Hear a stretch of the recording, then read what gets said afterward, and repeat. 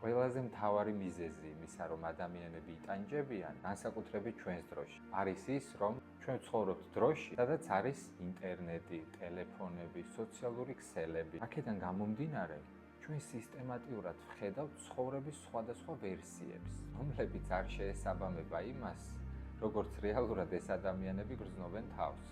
მაგრამ ინდივიდუალურობის დონეზე ჩვენ ვცდილობთ, რომ მივბაძოთ მათ, როგორც ეს ადამიანები გვიღწერენ და გვაჩვენებენ თავის ცხოვრებას. და ჩვენ მგონია, რომ თითქოს მივალთ იქ, სადაც ისინი არიან. დაუკვირდით.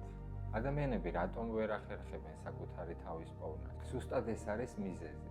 რადგან თქვენ ვცდილობთ მიაღწიოთ იმას, რასაც სხვების სიტყვებით გიყვებიან ან გაჩვენებენ. ზუსტად ამის გამო საკუთარი თავის ძიების პროცესში პრაქტიკულად არასდროს არ მივმართავთ ხოლმე ყურადღებას საკუთარ თავში, შიგნით. აღწერილობის დონეზე, რასაც გვიყვებიან, ეს ყველაფერი შეიძლება მართალია, მაგრამ ინდივიდუალურობის დონეზე ეს ყველაფერი არასდროს არ არის ერთნაირი და იდენტური.